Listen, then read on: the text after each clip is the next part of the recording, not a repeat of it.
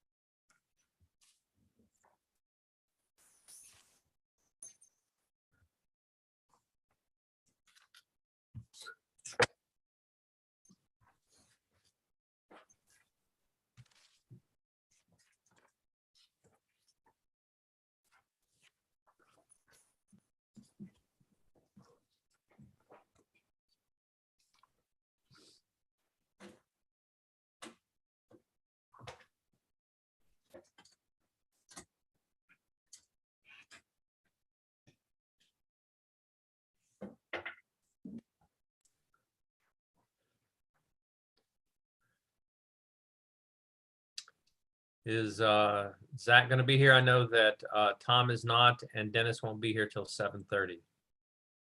Rachel has just joined. I have not gotten an update from Zach. I will check in with him.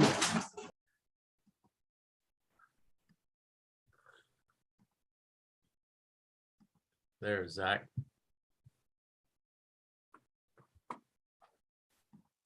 Okay. Hello.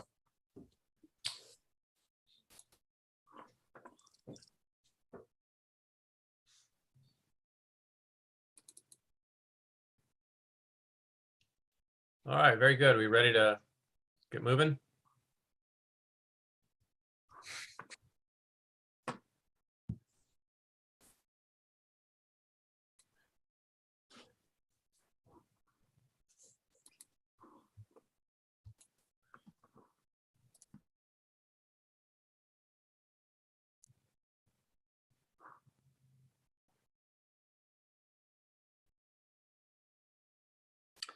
All right, so it's 7 o'clock, so let's get started here. So we are being recorded, is that correct, Autumn? We are live. Okay. So I'd like to welcome everybody to the Village of New Paltz Planning Board regular meeting of Tuesday, April 19, 2022, 7 p.m. via remote access. We have some administrative business on our agenda: approval of minutes, Village Board, Ulster County Planning Board, and Environmental Planning Board updates. We then have some public comments. We have a single public hearing on PB 2203-5 Plattekill. Then we have 3 application reviews, that same one on Plattekill, 218 Main Street and 1721 Church Street. So with that in mind, before we get started, see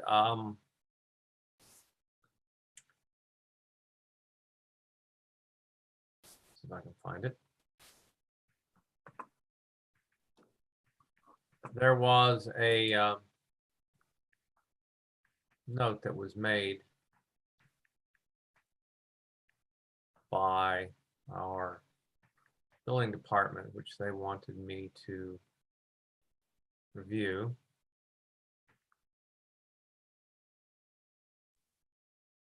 Forwarded. Right, I'm sure you did, and I'm just looking for it here.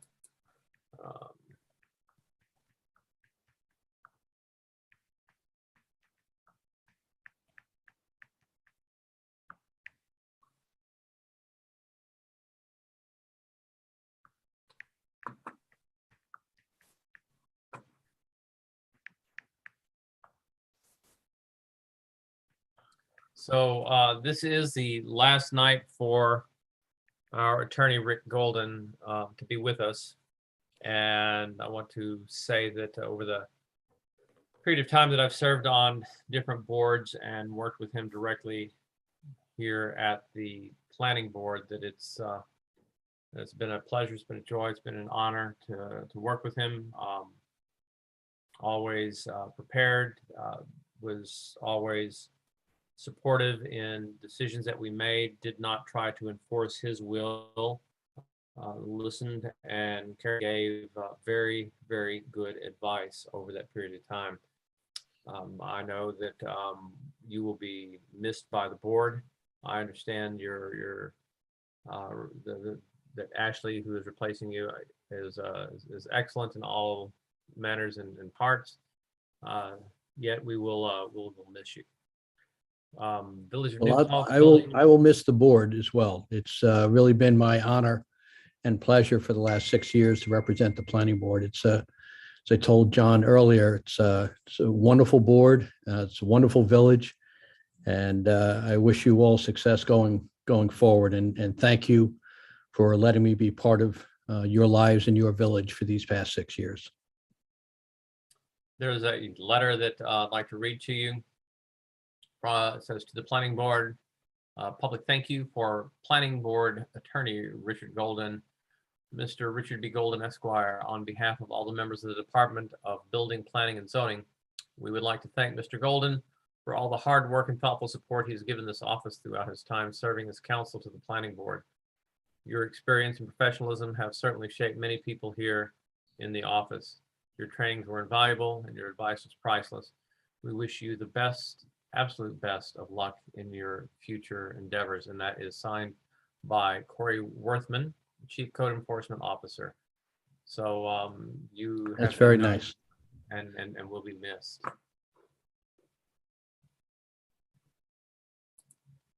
So with that and moving forward, then let's get started on tonight's activities.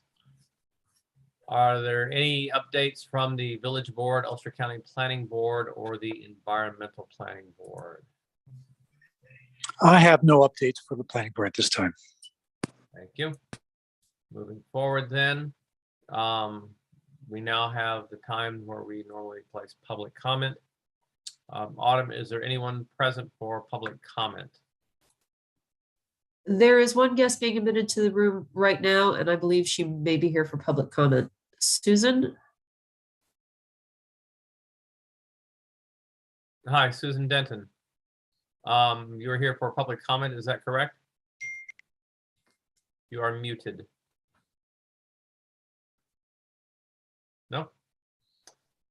Okay, well, we will hold the public comment open till the end of the meeting in case there is someone who wishes to speak to a particular issue. Note as well that at this point, we have Zach and Rachel and I here. The Tom, the alternate Tom, will not be able to attend tonight, and Dennis will not be here until about 7:30. So just keep that in mind as we move forward. So the first issue this evening is a public hearing for a site plan amendment, PB 2203, 5 Plattekill. The applicant is Plattekill Avenue, New Paltz Realty, Brian Keenan. So what I would like to do then is to get I think we are all quite, first off, I think we're all quite familiar with this application. What I would like to do then is to get a motion to open the public hearing. So motion. Second. Rachel?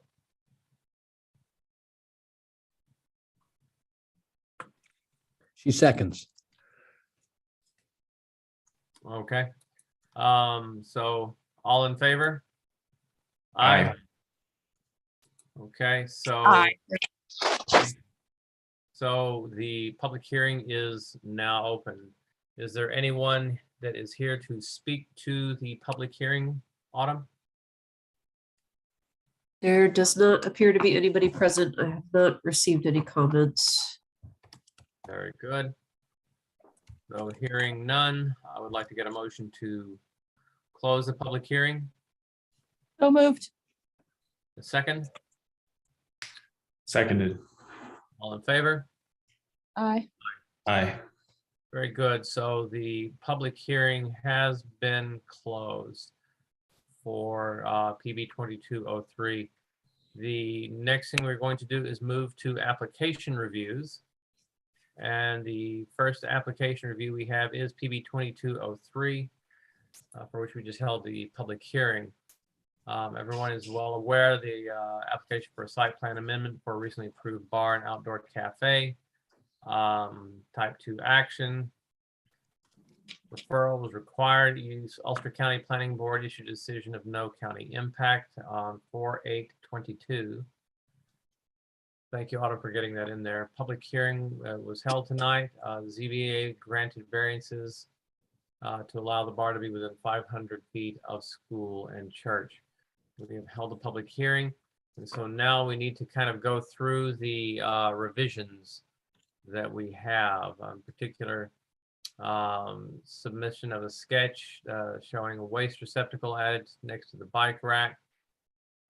Review of architectural plans for compliance, which provide architectural features and windows to be continued on all sides of the building, clearly visible from the street or parking areas to avoid visible blank walls, mechanical equipment, whether ground mounted or roof mounted, be completely screened from adjacent properties and the street in a way that is consistent with the architecture of the main building. And let's see, I think it says here that a revised site plan has not been submitted with minor site plan corrections that need to be made to the parking table and bulk table. So Andy, you want to lead us through the outstanding issues here, and we'll let you get started on that. Sure. So the first issue was the trash receptacle, and so it's a garbage. It's basically a garbage can that's covered that we're showing right in the front next to the bike rack. And the comment was that it could be considered a dumpster, which would need to meet certain requirements in the code, which are meeting front yard setbacks and that it be covered. We were sort of wondering whether it would be considered a dumpster, but regardless, it is covered, and I'll show you. I can just show you quickly Sure. a picture of it. Rick, what defines a dumpster? I'd have to check the code, John. I'm not sure It have offhand. to be of a much more substantial size than a trash receptacle. Yeah, typically there are two different things. I just don't know yet. I'll try to look in the code while Andy goes through it, whether or not there's a specific definition for dumpster. Sure. Okay, so well, either way, I think we do meet the requirements, and just showing you a quick picture of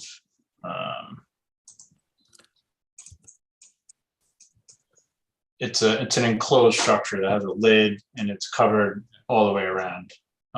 This would be a recycling bin and a regular trash. Okay. And then as far as setbacks, it's in the front, and the front yard setback is 0 or allowing sidewalks is basically how it reads. So in this case, we would meet that since it's up against the parking lot. Okay. And to chime in for a second, because it's relevant here, dumpster is defined, and it's any trash receptacle which must be mechanically lifted to be emptied. So I think what Andy is saying is that this does not fit that definition and therefore doesn't need to have the same requirements as a dumpster. I agree. All right. Okay. The next issue was architectural features and windows shall be continued on sides of a building that are clearly visible from the street or parking areas. So what we did was add, share my screen again. So there is one HVAC unit in the back of the building. So we added a similar screening, if you remember what we did for 85 Chestnut, to add some slats and a gate. So it's screened, although it's in the back next to the parking lot, it is screened. And let's see. This is the location of it. This is the back of the building, showing it's screened. And then showing architectural features and windows continuing around the back. We added a couple high up windows. This is going to be like restaurant usage for the staff, so we couldn't add windows too low. But we also added this brick trim around the windows in the back. And then also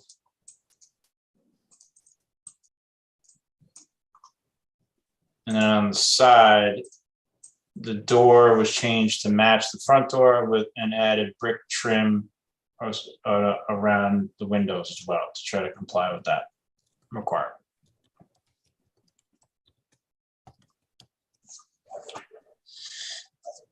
All right, so that was number 2. Number 3, agreed, we did get the comments, which we'll talk about later, regarding some minor changes to the site plan, and we will resubmit that with those changes. The lighting plan, last time we met, we talked about that the board was going to look a little closer at the lighting plan and let us know if there's any issues. I don't know if the board has any issues with the lighting. I don't have any from what I've seen. Zach, Rachel, any issues that you have with the lighting? No. The only part of it that I'm not sure about is regarding the sign. What does the lighting on the sign look like? That's true.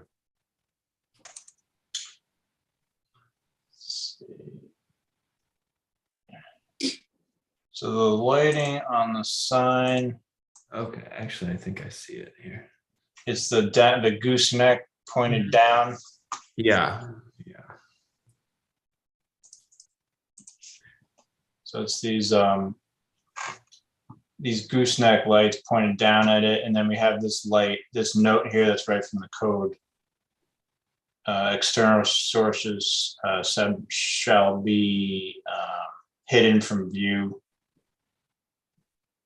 Yeah, so you can't have the up lighting. Right. Yeah, it all looks good to me then. Okay, if anybody else has any comments on lighting? I don't think so. Okay. Number 1 below that, this is something that we talked about last meeting, the interior landscaping. Right now it's all one giant parking lot essentially, and we're taking a lot of it out and adding landscaping around the edges. So we talked about that last meeting, as we're providing lots of landscaping that's not there now. Number 2. The planning board is fine with it, as they noted at last time? Yeah, last time we discussed it and everyone was okay with it. Okay, Okay. And 2, the same thing. We talked about the strip that's going to go around the edge that's more than 3 feet. There's lots of landscaping and decorative fence. Number 3, we also talked about, it is stamped by a registered landscape architect on our staff. And we did avoid overhead utility lines as well. So that we believe we meet. Number 4 was a note that we added, note number 9 on the last submission, that landscaping shall be maintained and healthy growing. The trees have to be a minimum of 3-inch caliper. The only tree we're proposing is a multi-stem tree. It's actually a large shrub, so it wouldn't apply because it's multi-stem and it's not an actual tree, but it's a large plant, a large shrub that's being planted. Density of site trees shall be at the discretion of the planning board. We noted that there's not a huge opportunity to plant a lot of trees because of the retaining wall right there, but we do have a lot of plantings. 15-foot width of landscape buffer can be modified, is how it's written. And since there is no existing landscape buffer, we're not modifying it, but we are providing another landscape buffer around the seating area. Invasive plants. None of the plants proposed are invasive, and they aren't listed on the DEC or the Cornell site as invasive. Okay.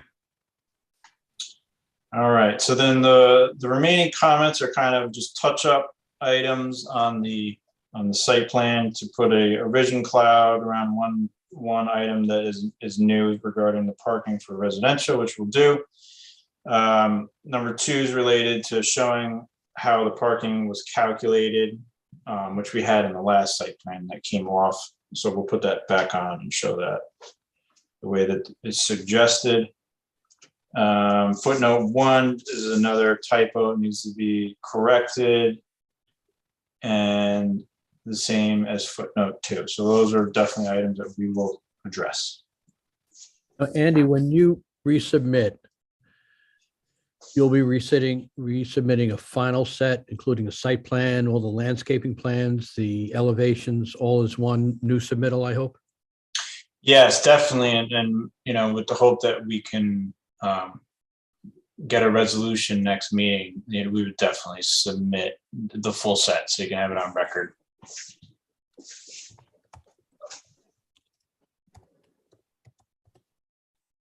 Second here. So from the board members, do we have any other comments regarding this? Because I would like to see if we can work towards a draft resolution. Now, there was an issue related to a wall. Is that correct? Yes. So while they're doing the structural calculations and figure out how this building is going to be built, they realized that it may be easier and more cost effective to just knock down the walls and rebuild them in the same location as opposed to trying to modify them. So we asked Corey whether that poses any issues as far as pre-existing non-conforming buildings, or really if that posed any issues as far as the site plan. And he pointed to a section of code 21254D that basically says if you knock down a pre-existing non-conforming building or you rebuild it, that you need what's the wording? The zoning board needs to authorize that construction, is how it's written. So essentially it's going to be the same effect either way. It's going to be the same look. It's just a matter of whether you keep the existing wall or you rebuild it. And it would just be easier structurally to rebuild it. So what we're asking for the board is that a recommendation to the ZBA that to authorize the rebuilding of the walls. I guess we could talk about that wording, Rick, if you want. So the situation is this, the applicant desires to replace an existing wall, no different in dimensions or the visual look of the wall from what is shown. But apparently the wall that's existing is not as structurally sound as they would like, and so they would like to replace that wall. Because the building is a pre-existing non-conforming building, that always raises issues as to what you can do to it. There is a provision in the code, as Andy referenced after he spoke with Corey, 212-54D, that says that if for whatever reason, the owner or tenant wants to modify a pre-existing non-conforming building, they can do so, but only by the ZBA upon a recommendation by the planning board. So what Andy's really looking for would be a motion by this board to recommend to the planning board that, and Andy, you're going to have to specify which wall, whatever direction wall it is. I don't know if it's the back, it's southeast, northeast, whatever wall it is. What direction is it, Andy? It would be the south and the western wall. Southwestern wall? The southern and the western wall. So Southern end of the western wall. And replace that in kind with a wall of identical dimensions. And that's all that the recommendation would be. This board could approve the present site plan, and then it would be up to the applicant to apply to the ZBA, saying we would like you to go ahead and allow us to replace this wall. We have a recommendation from the planning board. If they say yes, then they'll be able to replace the wall. If the ZBA says no, then they have to keep the wall as it is, but it doesn't, either way, it doesn't affect your approval. So just to clarify here, the first thing we're gonna need to do is to provide a recommendation to the ZBA that the wall on the south and west side that is approved for rebuilding. Is that kind of what we have to say? Yes, he's asking you, and your motion is to go ahead and recommend to the ZBA that the southern end of the western wall be replaced with a more structurally sound wall. That sounds fairly precise. So, all right. So what we're going to do then is I'm going to ask for a motion to recommend to the ZBA that the wall on the south and west side be approved for reconstruction. Does that pretty much cover it, Rick? It'll be replaced. The wall would be replaced Be in replaced. kind. Okay. So the motion then again is to recommend to the ZBA that the wall on the south and west side is approved to be replaced by the applicant. Can I get a motion on that? So moved. Second, I second. all in favor? Aye. Okay, so you have that recommendation now to replace that wall. And then we want to look at getting I apologize, my laptop is not allowing me to get consistent video here. I'd like to get a motion to authorize the attorneys to write a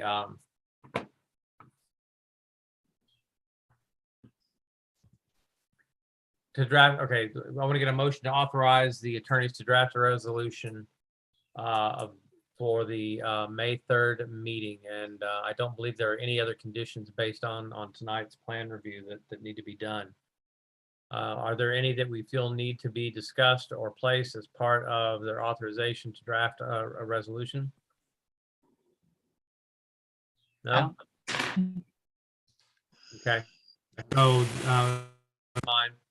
I would like to get a motion to authorize our attorneys to draft a resolution for the May 3rd meeting. So motion. Second. All in favor? Aye. Aye. Okay, so the motion will, motion's approved. We will write the resolution, and then I guess we'll just have to see you guys on May 3rd. Great, thank you. Thank you, guys. All right, thanks. All right, so let's move on now to the next issue, which is a site plan for PB 2202 218 Main Street. The applicant is Charlotte Guernsey. And looking at the memo that was given to us by our attorneys, this does come under attorney review. The summary is that it's an application for a site plan approval to expand an existing general professional office building by 1,430 square feet and to add a new handicap access ramp. Property consists of approximately 0.36 acres on Main Street in the B2 Core Business District. The attorney tells us that this should be classified as a type 2 action. There's going to be a referral required. So I guess what we need now is for the applicant to go through the site plan revisions and the status of the Historic Preservation Committee review and see where we are on it. So who is representing this application? Great, I can walk through those comments. My name is Peter Wintermantle. I'm an architect with REA Siegel Architect. We are working with the applicant. I'm also joined by Charlotte Guernsey is on the call here, and Mike Bodendorf, our civil engineer with Hudson Land Design, is with us as well. So we did meet last night with the Historic Preservation Committee. So just so you have a background there, we had a positive discussion with them.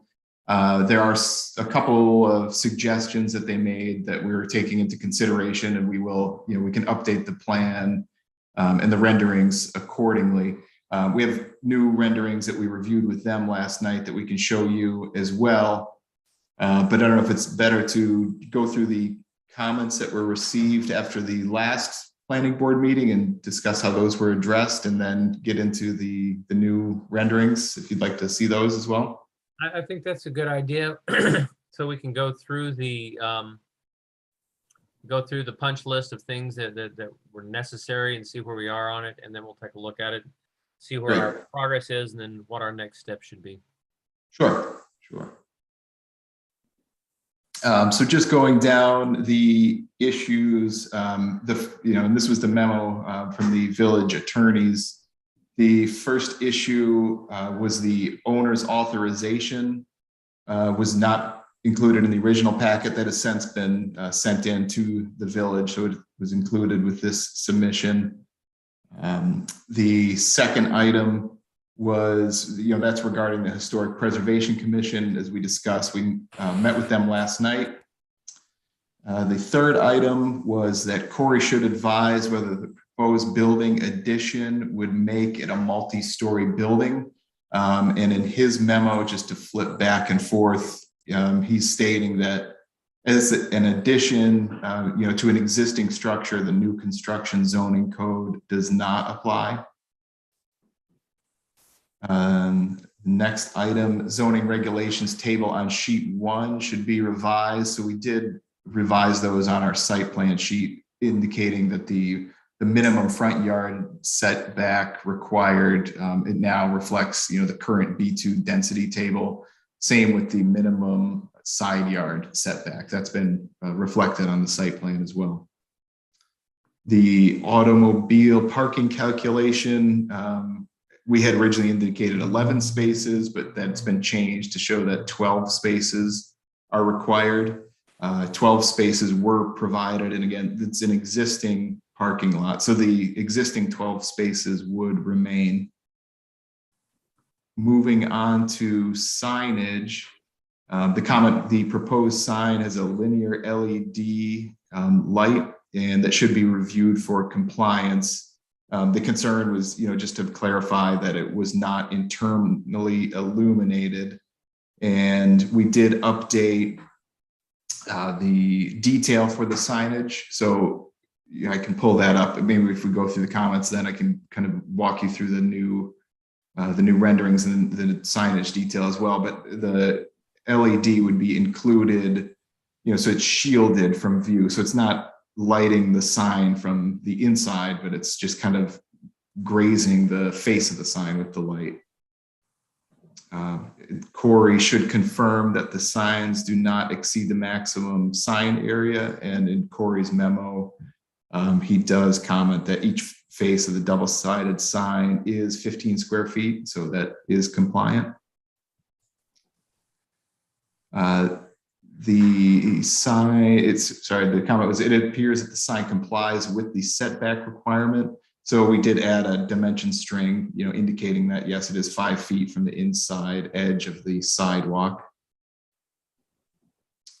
The next comment was about the site plan should include a broad sidewalk, street trees, and a bicycle lane as provided in the village and town complete streets policy. The applicant has identified that the existing curb and walk and existing street trees, those are to remain. We have not proposed a bicycle lane. We touched upon this during the last meeting and felt that since we're not connecting into any other bicycle lane or infrastructure, that's why we had not been proposing a bicycle lane. There are nice existing street trees there, and we're not modifying that existing sidewalk. So that, again, in this site plan, remains the same. The applicant should address the requirement in the village code for a stub connection to access future parking. And then going to Corey's memo, he just points out that the property sits much lower geographically than the adjoining lots. So this configuration would not provide for a safe or efficient install of a stub connection for future parking on other lots. Planning board should discuss this matter with the applicant in case a more feasible option can be presented that wouldn't require as much land development or disturbance. So again, our site plan shows that existing parking lot, which we are not modifying, and we can take a walk through that once we pull up the site plan. Next comment was that the board should review the plan for compliance with the building design standards in the new B2 regulations.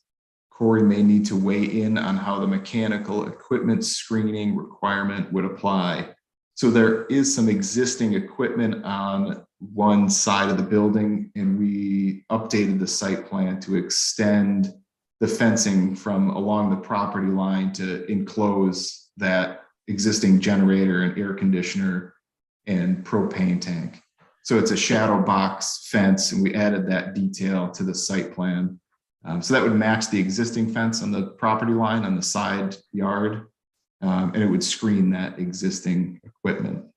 Just so that it's clear, when we're making comments that Corey needs to approve this or weigh in on this, that means that it's the planning board doesn't have really the discretion to rule on it without some input from Corey. And so it's anticipated that you will be contacting Corey and asking Corey for a letter when you discuss with him and say, Corey says, Corey then would write a letter saying, yes, this is fine, this is fine, this is fine, or this isn't fine, it needs to be adjusted.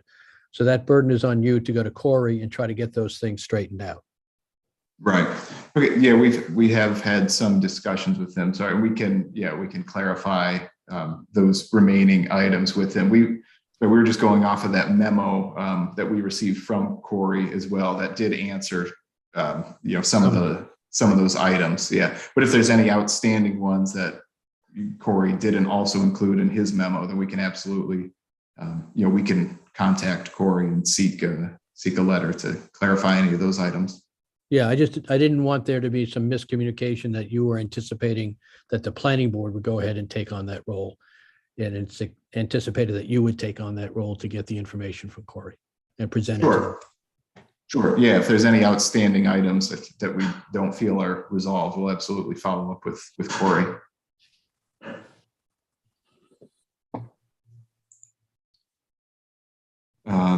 Okay, sorry. The next comment was just in regards to the lighting fixtures on sheet 2 for compliance with the village code.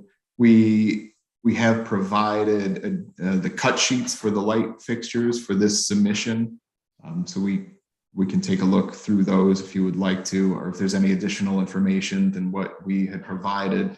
We're happy to answer any questions or get you any additional information. The next comment was that the street furniture and public waste receptacles approved by the planning board shall be provided along street frontages within the site as deemed necessary by the planning board. So we haven't proposed any, outside of the bicycle parking that we show in the front.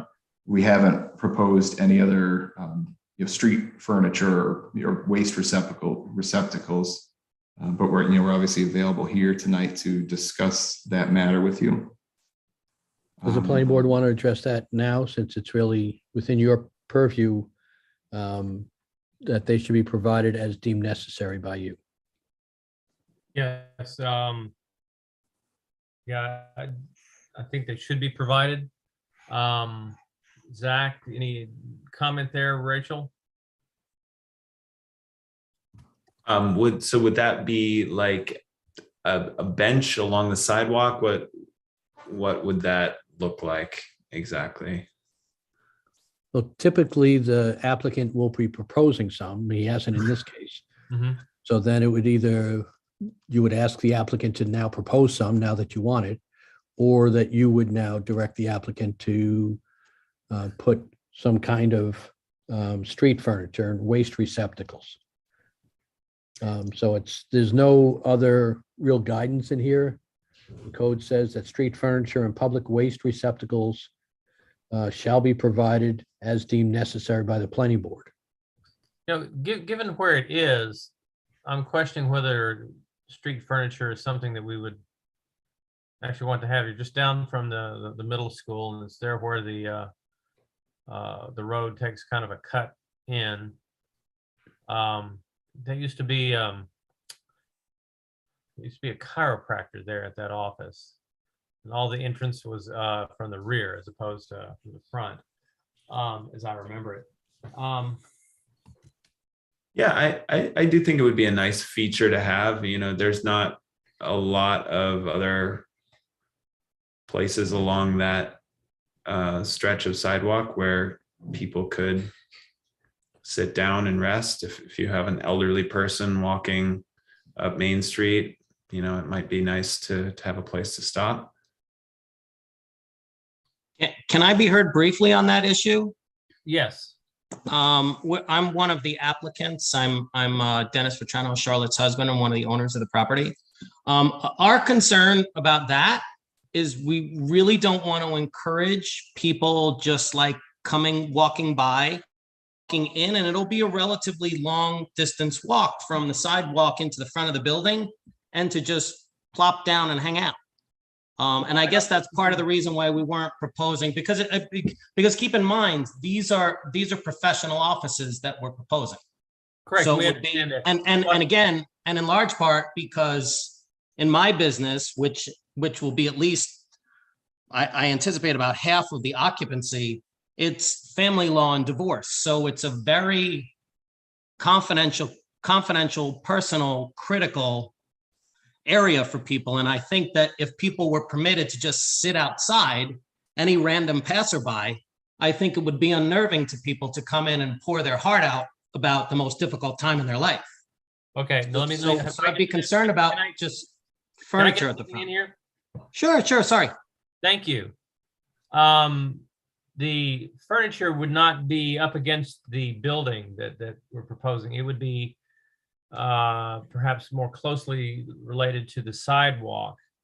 I think that's the intention. I don't think that the intention is to have it next to your building or directly underneath the windows, so that any person could sit directly beneath the windows and be privy to the information that you have there. I think the intention by virtue of the code is that it would be placed more close to the street as opposed to placing it against your building. And please, Mr. Attorney, correct me if I am wrong on that. No, this is meant to be a public amenity. That's why it's put in the code. And it doesn't really matter what the use is inside. It's not necessarily for the people that are going inside. It is for the advantage of the public to have street amenities, which for this application fits under that requirement.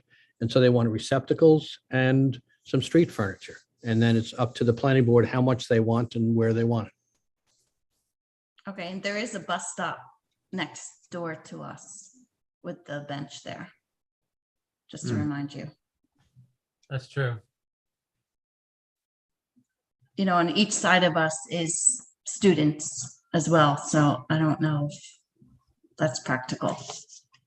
Well, the law doesn't really, or the code doesn't really speak to practicality. It speaks to what the people. And it also doesn't necessarily want to say that because it's students, we shouldn't have benches or receptacles. Right. No, that's not what I was implying. It's just safety and kids. I don't know. We understand that you're opposed to it. That's something that we probably need to have a little bit more discussion on. And quite honestly, there's just 3 of us here tonight, and the other 2 members of the board aren't here, so they don't have an opportunity to weigh in on it. So I would like, if possible, to kind of table that until the other members have the opportunity. Well, there's one of them right there, Dennis, have the opportunity to weigh in on the location and placement of street furniture by the proposed applicant's building or in that property area. So why don't we shelve that one just for tonight? We know that's something that we need to discuss, and we can come back to it and have a little bit more proper discussion. Rachel, Zach, you guys want to weigh in on that before we move on to the next item? No? Okay. Go ahead. Didn't mean to stop there, Zach.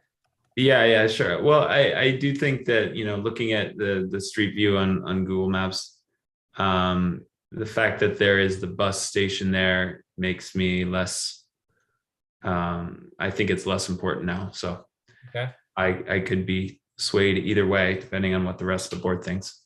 Yeah. So why don't we do that then? Why don't we look at the position of things, go by the building this week if you can, then to give you a chance to get up to speed on the discussion.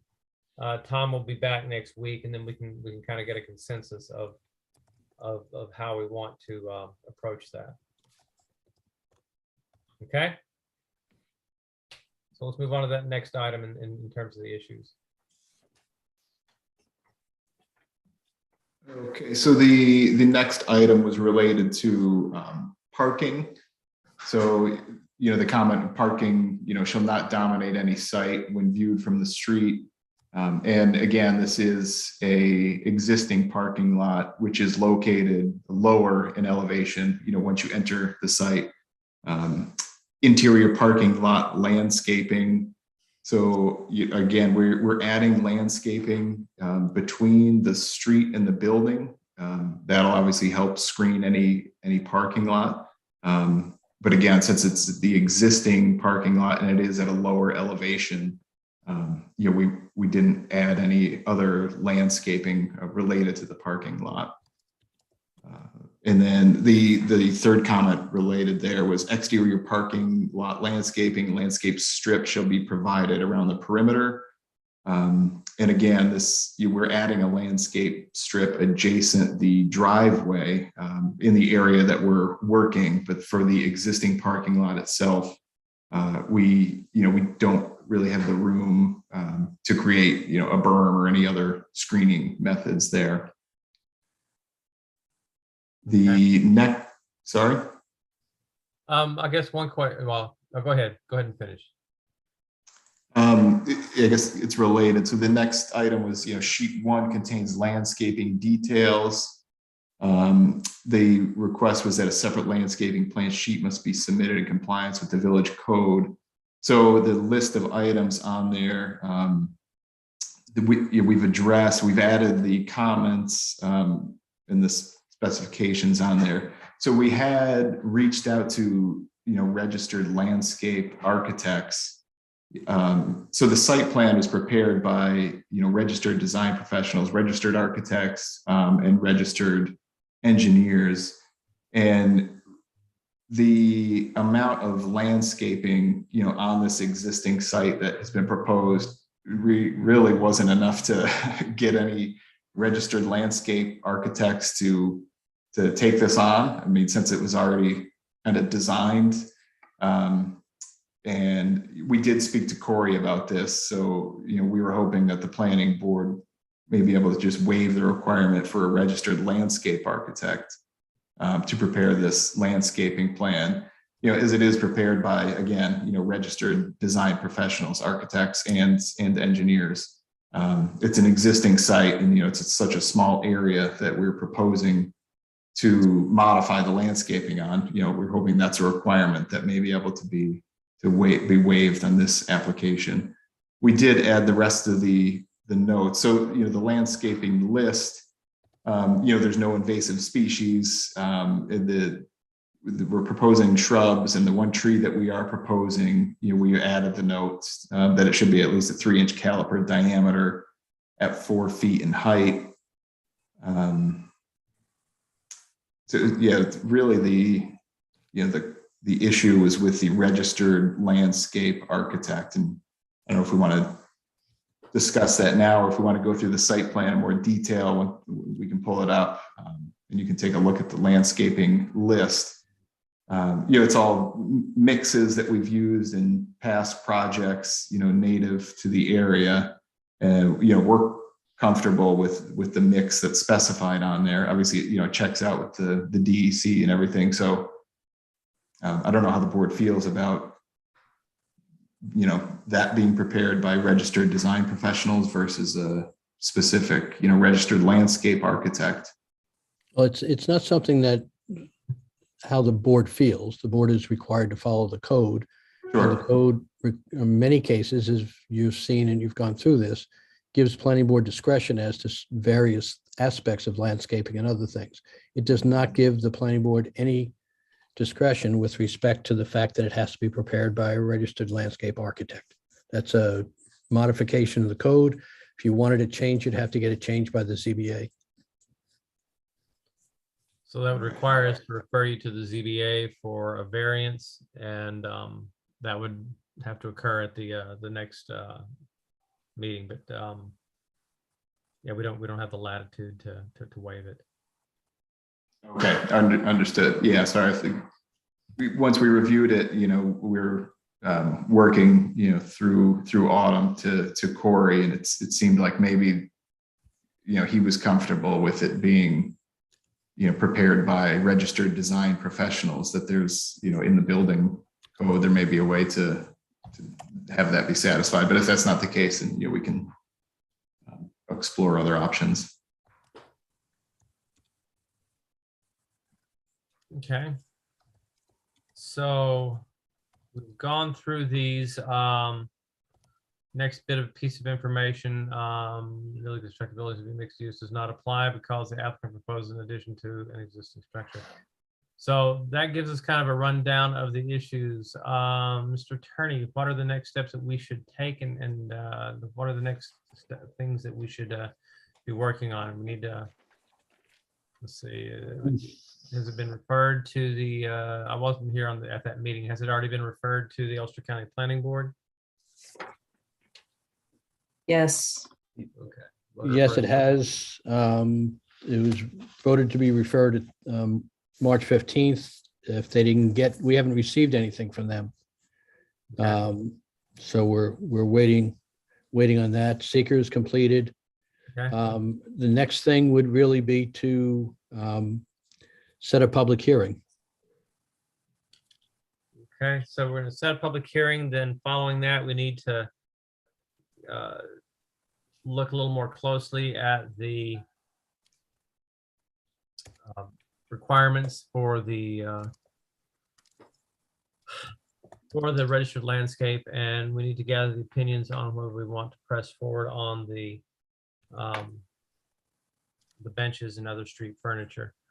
So we can actually do those next time. So I guess the next point is that we probably need to go ahead and see when the next public hearing is available. Autumn, when is the next date that the applicant can have a public hearing? That would be the 17th. So that's May 17th. That'll give you time to get all the notices out. You'll need to work with Autumn to make sure that all of the appropriate notices are placed, and that way we can get you on for that that public hearing in May. Let's see, that was. And Autumn, if you need any assistance with that public hearing notice, you can always contact Ashley. Thank you. So, sorry, John, before we move on to the public hearing, I was wondering if we could hear about what the HPC said and see what they recommended and what the updated site plan looked like. Okay, that's a good idea. So why don't we do that?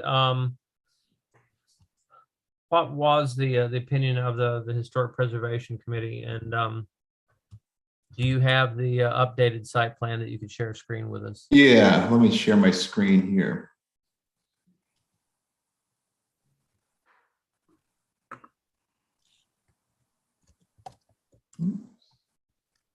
Sorry, let me just close a few things here.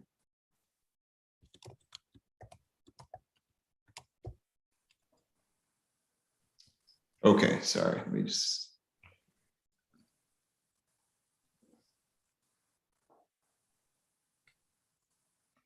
Okay, so if you can see my screen here.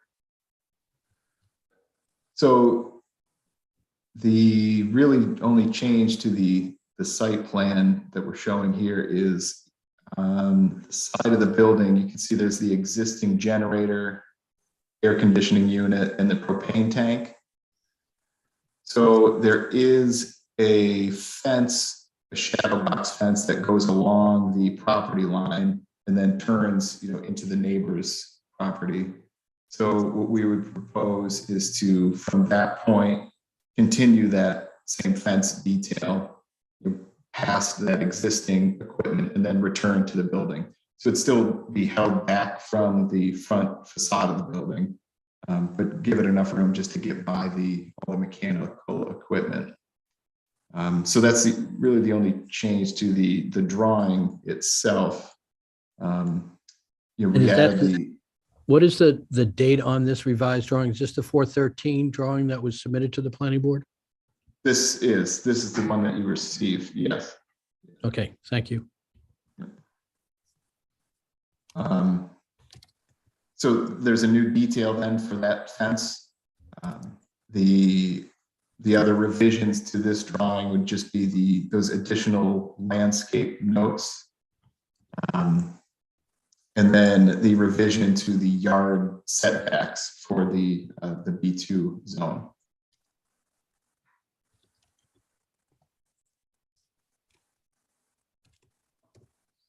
Okay. So was there a specific landscape sheet on this site plan or no? So we have a landscape list here. We have a native plant list for the shrubs and the tree that we're proposing, and then a native and a non-invasive meadow species mix. So that would all fill the area between this existing driveway and this new walkway. So all of that area would be the new landscaping, as well as we're rebuilding the planters in the back. So that meadow mix would infill that area as well. And you said that there was not enough space around the parking lot to provide a landscape buffer around that?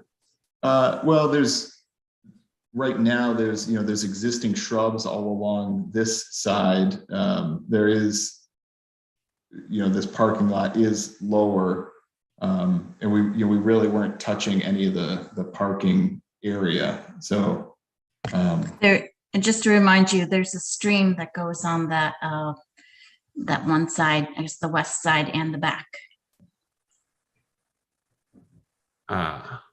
Yes, this is Mike Bodendorf, engineer for the project. There is an existing ditch. The slope does generally go off of the edge of pavement quite quickly. And there's also a mature stand of trees and mixed shrubs that sort of line the property lines between the west side and the, I guess, south side of the parking lot. I see. And can you just explain what this big chunk of asphalt that doesn't have any parking lines on it is? Is that being used? That's basically a backup area for the last spots. I'm not sure what it originally was used for, but that's typically what that's functioning as right now.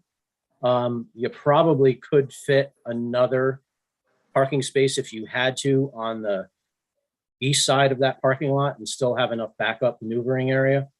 But it's an oddly shaped parking lot. If we were to design it from scratch, it wouldn't look like that.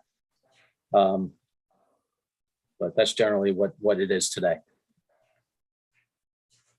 So is the ditch the one that comes from behind the bank and out by the down by the middle school off of the ball field there? Is that the one you're talking about? Yes, and if you look at the line on the rear of the property, I believe that's an existing drainage easement for that ditch to the town. Yeah, I think, yeah, it's probably right. And then there's also a drainage easement that goes through the front of the property for stormwater piping that goes through there.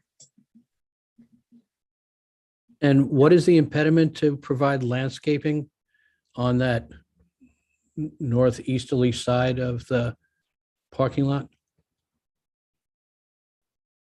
You talked about the impediment in the rear.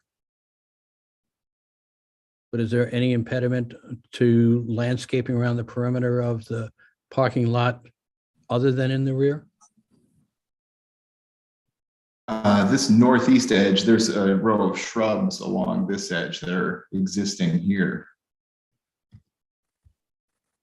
That's actually not the north side. That's the Oh, I'm east side. sorry. East side. Yeah, the Yeah, that's- west side, that I'm talking green about the area. south side. I'm sorry. I apologize. Where Zach was talking about the large asphalt area. Back there by the ditch. Yeah. Yeah, So the ditch, west yeah, and the south ditch is side. right behind that asphalt area on the south side. And then the ditch follows along the west side as well. It sort of straddles the property line on the west side. So the slope comes back up towards the pavement. There is a little bit of flat area there that's now grass, but again, there's a lot of existing vegetation there. Some of it, or a lot of it is evergreens. So it's pretty well established. I would say that maybe up towards the road, there's a little bit of opportunity for that, but I believe there's stormwater pipes for the town or the village in there. So we would have to look into that a little more closely about landscaping anything up there. Yeah, if you can get us information on that easement, that would be good. I think now by looking at this, I can more clearly understand why in the rear of the building on the south east to west area with the ditch being there, why you wouldn't, with it being mature landscaping that's already there, I can understand your hesitancy to do that. So the option that we have then is you can take that exact same case that you just laid out there, or the exact same arguments you just laid out there, to the ZBA and see if they would approve not having landscaping done by a registered architect. Now, that doesn't mean that in the front, where there is lots of room, and I don't know how we split the baby here, where you might be able to provide some landscaping, but if you want to, we can make a motion to recommend. Well, John, before yes. you do that, because I'm rethinking this now, I'm not sure that the ZBA would be able to do that. It's not an area variance in the sense that it's not dimensional and it's not physical. True. It's a requirement of the code, and to change that would really sort of change the zoning. It's not an interpretation issue. So I guess I take back what I said before. I'm not sure that the ZBA would have. I mean, you can always ask the ZBA for whatever you want. I don't want to tell you you can't, but if I were advising the ZBA, I think it would be that they would not have jurisdiction to change that requirement in the code.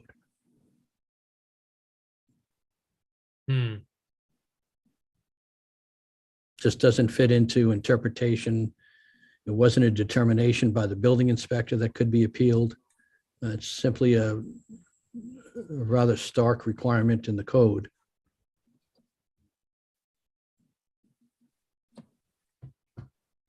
That's neither physical nor dimensional. So how do we cross that bridge? Because I understand that rather than place new and have to remove mature in order to create something. Well, many times, John, first of all, the requirement isn't that you have perimeter landscaping. That's something that the planning board has discretion on. the requirement is for whatever landscape plan there is, it be prepared by a registered landscape architect. And registered landscape architects know how to look at something and say, well, we'll just supplement here and there with the existing shrubbery, and lay it out and indicate why, because they are a registered landscape architect, why they believe that this would be appropriate. Okay. So as you can tell, we're kind of we're kind of stuck by the way the code is written, and it doesn't appear that there's any sort of relief from it. So please look into finding a landscape architect who might be willing to give a review on this and provide some information and possibly approval. It doesn't appear that we have any way around that. Because the landscape strip around the perimeter can be seen by you if you believe everybody goes out to the site and looks at it. You may say that the landscape that's present is a sufficient perimeter strip, or if they come back with, well, if we supplement it in 2 or 3 spots, that may be sufficient for you. So you do have discretion with respect to the perimeter strip of landscaping. But what's not waivable is that what should be presented to you needs to be presented by a registered landscape architect.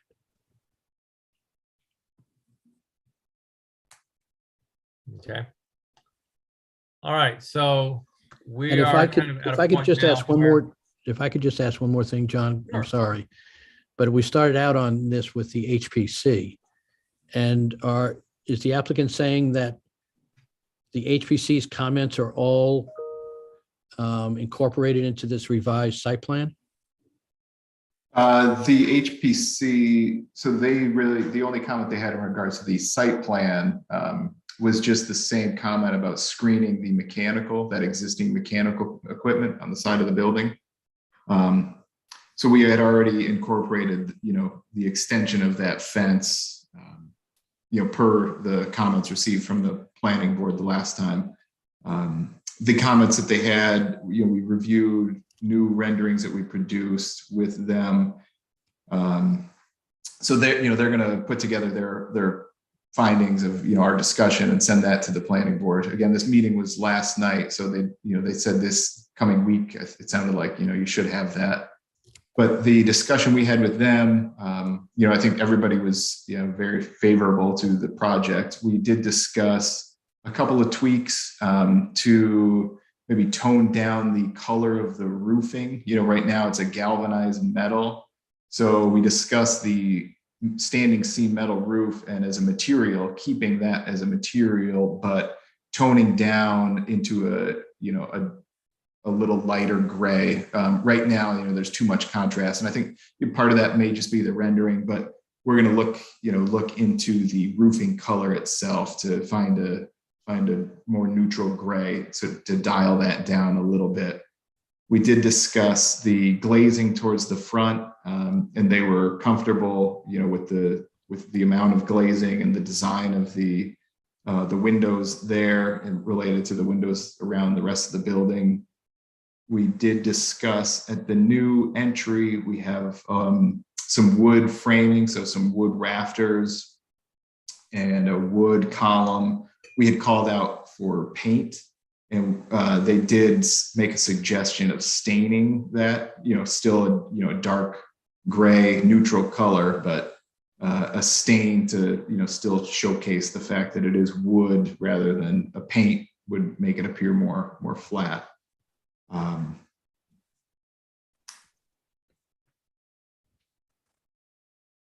The siding material of the board and batten, we did discuss with them, the material palette speaks to this, this modern farmhouse look that we are proposing. And, we discussed that and they were comfortable with it, given this location on Main Street and the adjacent properties, and their term eclectic mix of buildings in the area. There's no real property that we have to nod our hats to necessarily. So the intent, it was just to be very clean, modern, and yeah, and simple. So it's, but there really wasn't any major things that we were going to change with them, just maybe a couple of tweaks. Again, the roofing being the big one, keeping the material, but again, just the color choice and dialing that down slightly so there's not as much of a contrast.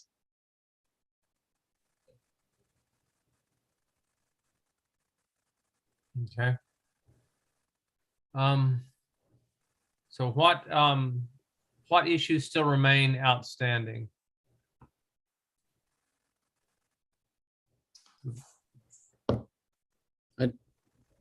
If you're asking me, John, it seems like you need to just review the HPC comments when you get them. Right. And I think the only thing really outstanding is the public hearing, and you can have the Yeah. public hearing and they may have some input on some of these things being discussed. I think the landscaping issue is still out there. The issue of the benches or receptacles are out there from these renderings. It seems like there's a lot of people needing benches. This is just a joke. That's right. So I think that it's ready for a public hearing if the board feels so, and you can work through these issues. You might be able to work through them all at the next meeting and then authorize the drafting of a resolution, or it may take another meeting. But I think a lot of information has been provided. And I think HPC is important, and the other issues we discussed. You'll get I assume you'll be getting a landscape plan issued by an RLA. Okay. Yeah, I'm just kind of going through here to catch up on some of those.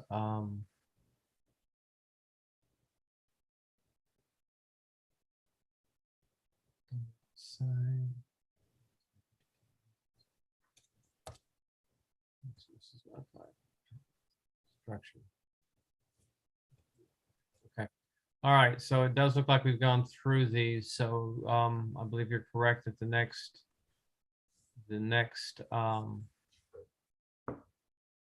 thing we need to do is to make to set a date. And I think Autumn, you said the next possible date is May 17th. Is that correct? For public hearing? Yeah, we're just at the edge for it being possible for the 3rd. It would give them more time to prepare to have it for the 17th. Okay, so why don't we do this? Let's like to get a motion to set a public hearing for the application PB 2202 218 Main Street to be set for May 17th. So motion. Second, all in favor? Aye. Aye. So we have you now for the 17th. We'll look at all the remaining items and issues at that time. Try to get through them as best we can. We'll probably come to a decision related to the public benches, and hopefully we'll have the architect or the landscape architect resolved as well.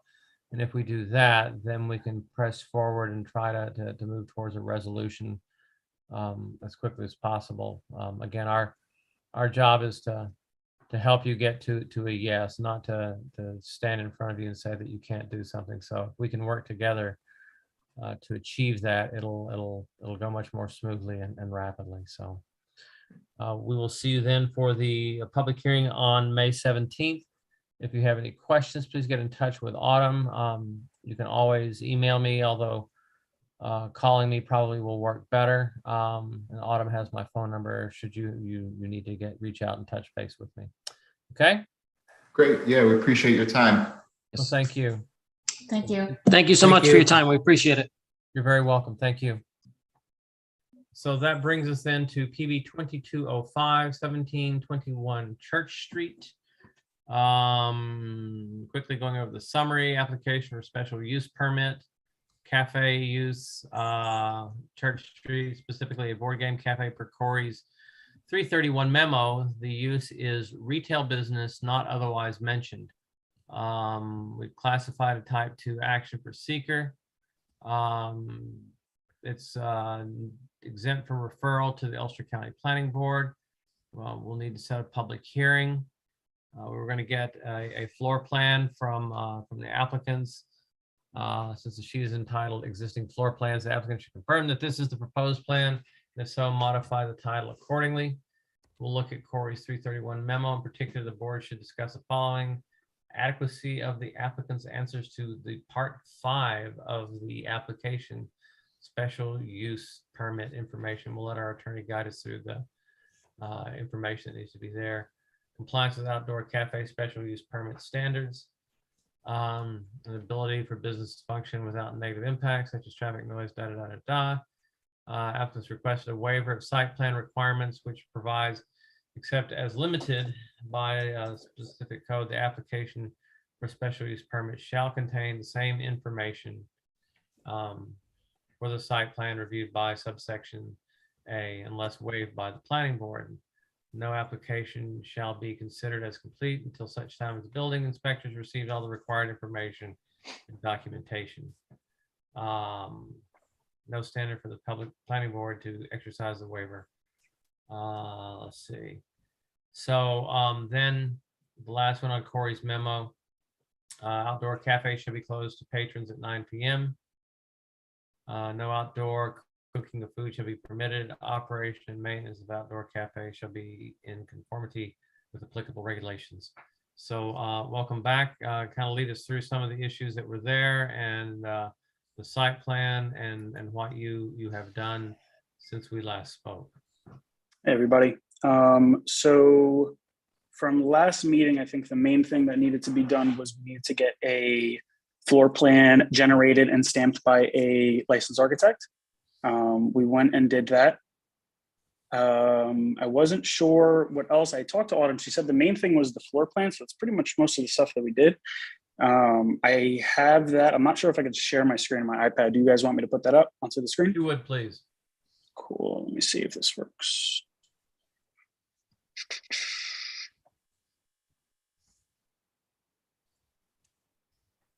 Okay.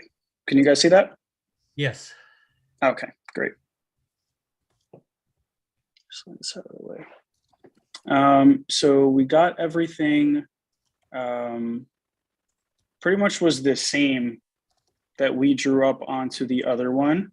He did add a little bit more, a lot more details than we added. He added the egress, and I'm not sure if this is legible from so far away, just because the screen is so small. Okay. So yeah. Was there any other information that you guys needed from last meeting? Rick, you want to weigh in on that? I think that was the primary thing we needed. Well, because this is a special use and it's considered to be in an outdoor cafe, in section 212-41J are the special permit matters. There are 5 issues. As you know, with special permits, there are general special permit requirements for all special permits, and then there are specific ones for specific uses. So outdoor cafe, there's 5. So these are things that the planning board must consider. If you want me to read the 5 of them, I will. Please, if you would. Okay, so the first one is such use shall conform to zoning district standards for setbacks, lot coverage, and off-street parking. Second one is an outdoor cafe or dining deck may be located in the front of the building and inside or rear yards, provided it is screened from neighboring residential properties. Third one is outdoor cafes adjoining residential properties at the rear or side yards shall be closed to patrons at 9 p.m. All other outdoor cafes shall be closed to patrons at 11. Number 4 is no outdoor cooking of food shall be permitted. 5 is operation and maintenance of such use shall be in conformity with all applicable regulations of other chapters of the Village New Paltz Municipal Code regulating health, noise, and licensing. So it's as special permits go, it's pretty light on the requirements. But the board just needs to review those and be satisfied that the planning board satisfies these. Okay. So the first item that we were discussing that's for the special use permit.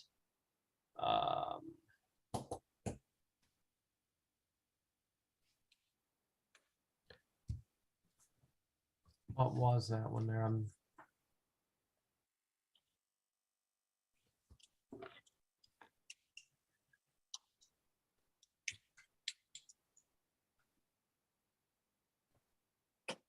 So we do have the outdoor cafe shall be closed to patrons at 9 p.m. and this will all be part of your approval that when we do this.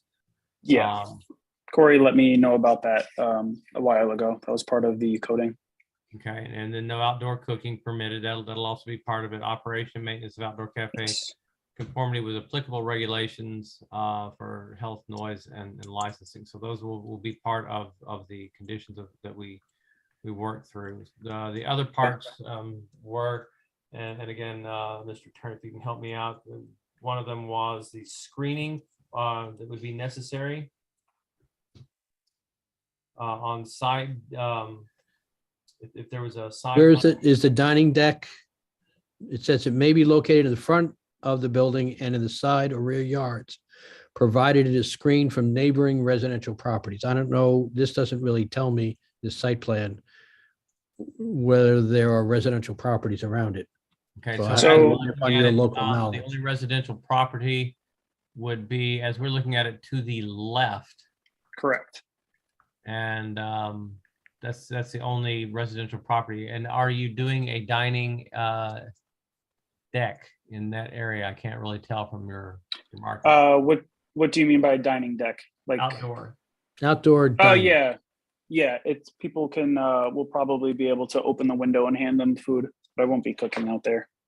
But is that a deck? Is that an open area without walls? Is that a deck? So there is on the southern side, there's a gate, and then all along the west, that's also a gate, but it's not high. And then to the north, the back part of it, that's a much higher fence that blocks all view back from Huckleberry. Which is north in the. Oh, sorry, up top. Okay, thank you. Yeah, the top part of it is blocking off view from Huckleberry because they're on basically the same property. And then to the left, there's a yard there, and then there is a neighboring building there, and it's owned by the same owner. I'm not sure if that makes a difference. But there is a fence to the left, and then in front of it as well. It's not completely open, but it's not like it's not a high fence. Well, the planning board needs to know whether or not it's adequately screened from that neighboring residential property. And the reason it doesn't matter that it's owned by the same person is that ownership may change over time, and the planning board's requirements will stay the same. Okay. We'll go with the property, not with the owner. So understood. So get that completed. Yeah, that is not. It's not that high. That fence is, I'd say, about 4 feet high. So we'll need an improvement on that. Is there, Rick? Does it have to be an 8-foot fence? Is that the code on that? Well, I'd have to look at what the fencing requirements are, but what you're dealing with here is not a fencing requirement. It's just screening.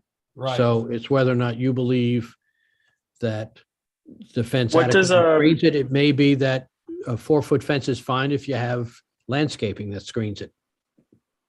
Yeah, I'd prefer to see some landscaping there rather than a big tall fence. Now that sits up above the ground. That the ground slopes off towards the back of the building fairly quickly. Yeah, well, there's the first top part of it, or the bottom part, I guess, if you're walking in like through the front, is equal. That's level with the building, and then the top part in the back drops down to a set of stairs, and then that's lower. So in terms of landscaping, I don't know what you could really do given the slope of the land there, unless you had some sort of, I guess, interior landscaping plants, something of that nature that would, in a small. I don't, stream, yeah. go up. I didn't have anything. I know existing right now, they do have like planters. They're movable planters that you can pick up and move around that are along the edge of the fence on the left side.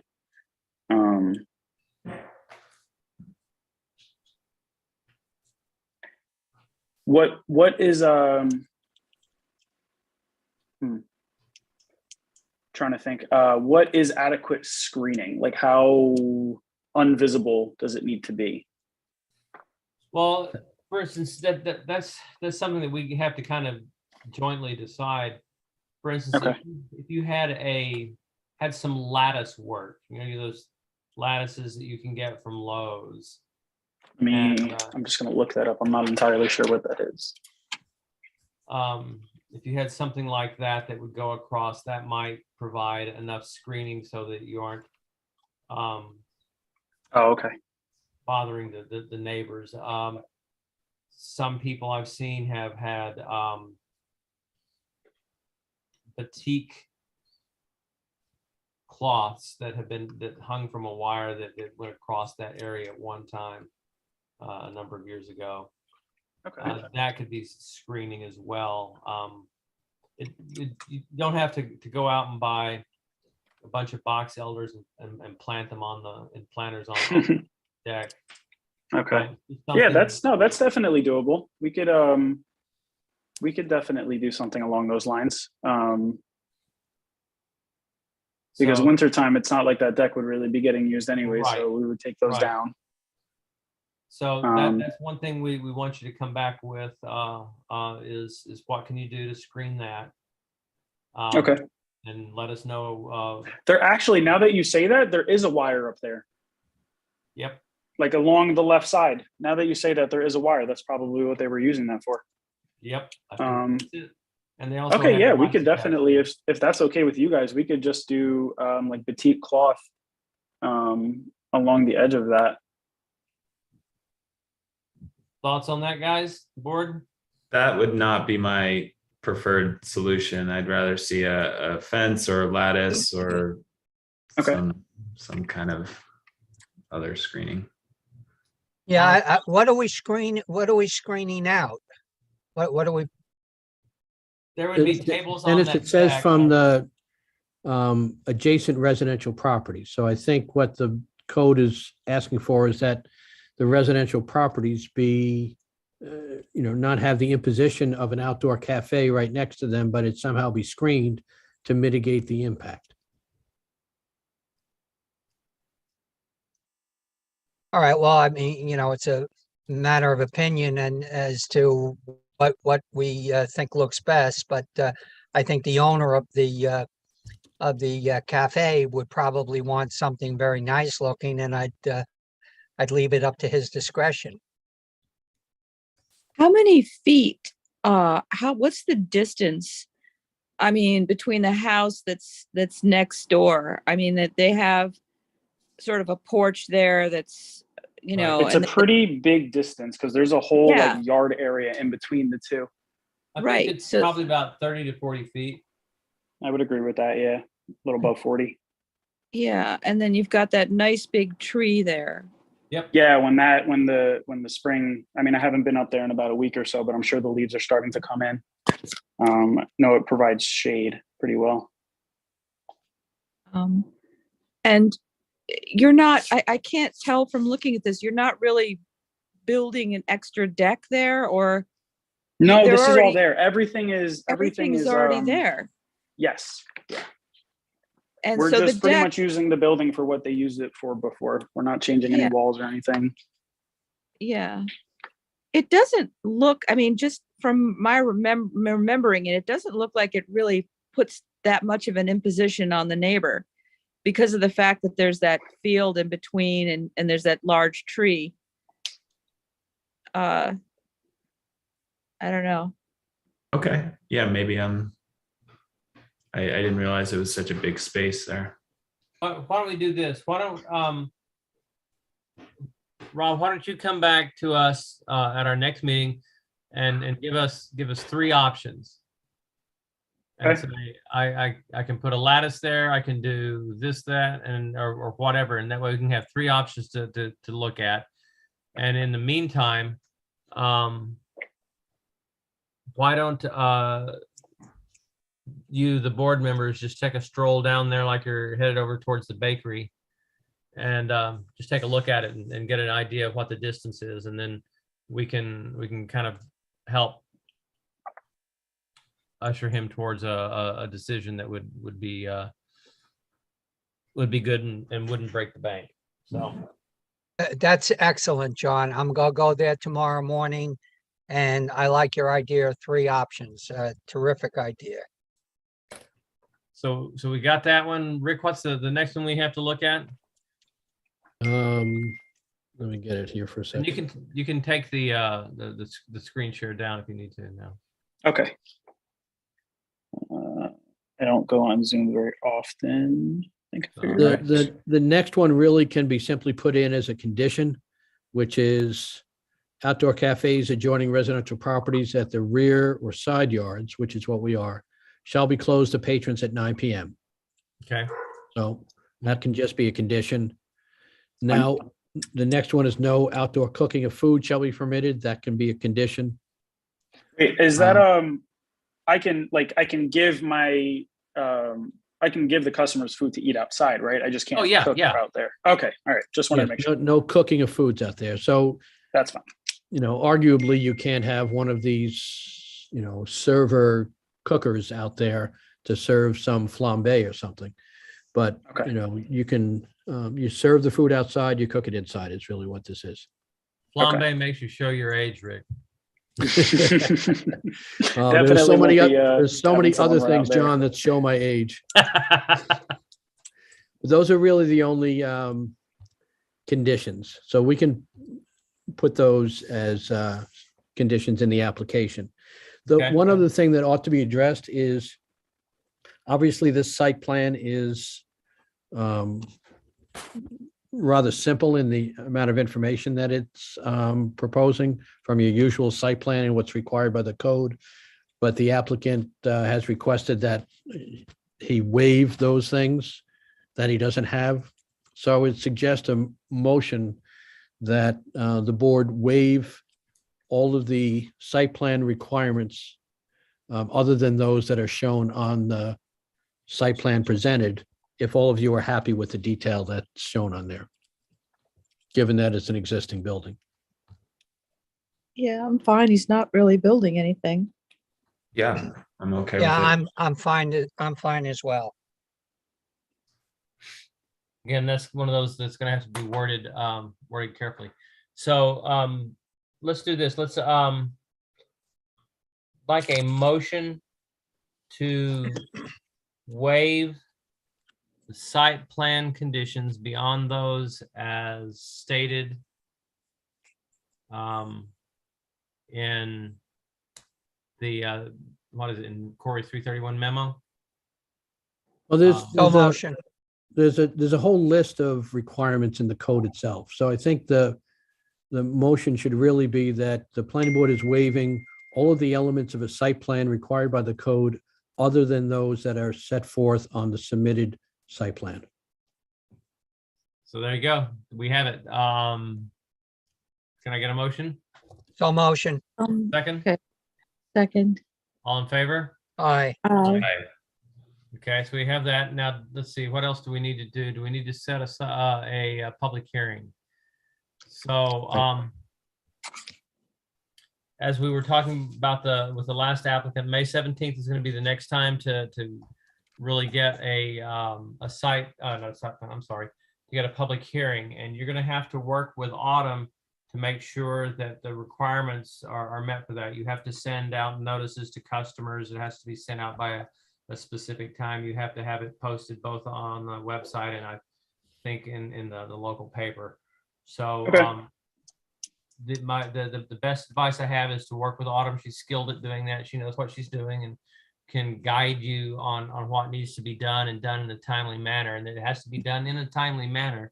Otherwise, if it isn't, then we have to move you back to the following board meeting, which would be in June by that point. And I know you want to get Okay. this started. So, Oh yeah, no, I'm rearing to go, so I'll get right onto it. okay.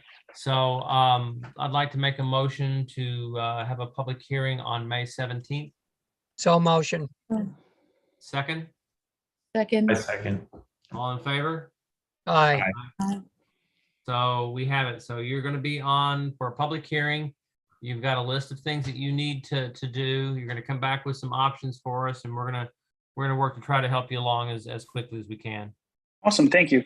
Am I Okay. coming to you with these options at the public hearing, or should I meet? Because Yeah. you'll have another meeting before that, right? Right. Okay. You know, we can kill two birds with one stone by doing it at May 17th. It's fine with me, whatever works for you guys. Yeah, and we can just run right through them. It'll be easier to do all of them at one time than to checkerboard it and parcel it out. Okay, awesome. What, I'm sorry, this is a question of ignorance. What exactly is a public hearing?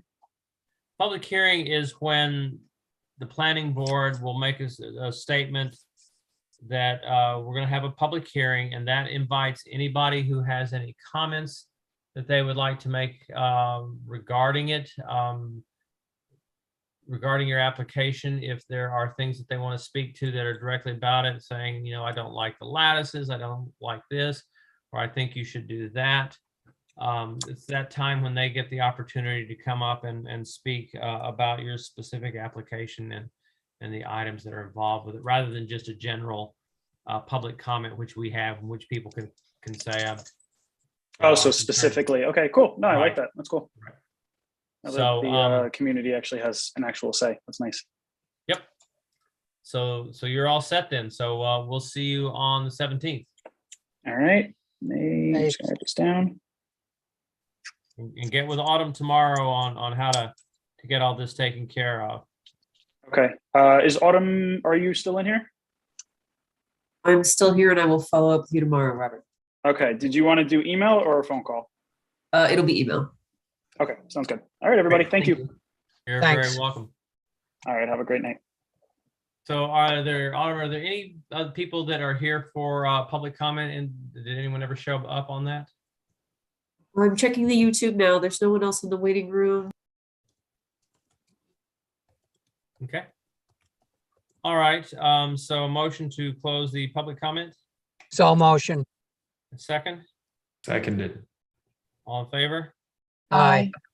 Very good. So as we said earlier, this is the last meeting at which we will have Rick Golden as our attorney present here. Again, it's been a pleasure to work with you, and sorry to see you leave, but we completely understand the opportunity that's before you, and agree that it's probably a good thing for you to take advantage of it. Good luck. Good luck, Rick. Thank you very much, guys. You've been great. Thank you. So we will have Ashley here at our next meeting. Yes, that's correct. She's good. And she, so everyone knows, she has been doing a lot of the preparation of the memos that the attorneys have sent out. So we've already been exposed to her handiwork. So, And she also is the ZBA attorney, so she's very familiar with a lot of these applications, especially the ones that go to the ZBA as well. so there we go. Rick, we'll miss you, buddy. I'm going to miss this board. I will. And I hope our paths will cross again in the future. They probably will. It's a small area. All right. So with that, I'd like to get a motion to adjourn. So One- motion. Wanted to add, did you want to try to approve the meeting minutes now that we have enough people in attendance? There we go. This would be the meeting minutes for April 5th. April 5th. All right. So I'd like to get a motion to approve the meeting minutes for the April 5th meeting. of the So planning board. motion. Second on that? Wait, hold on a second. I sent an email clarifying my comments about the critter crossing. That's the only thing I'd like to change. Okay. It's, We do have that emailed. These are just minutes that that just record what was said at that time and what was done at that time. But I do think that the photos you sent and the email you sent are certainly pertinent and need to be discussed whenever we have our friends from Woodland Pond back again. I don't think it should go unsaid, but this is the minutes are just recording of what was actually said. Okay. So motion. Second? Have a second on, or we can sit here all night. Probably get that second. All for, right, second. All right, I'll second. all in favor for adjourning? Aye. Yes. Aye. Thank you very much. We'll see you in a couple of weeks. Good luck, Rick. Let's hear from you sometime, okay? All right. Good night, all. Good night. Aye. Right. Bye. Thank you, Autumn.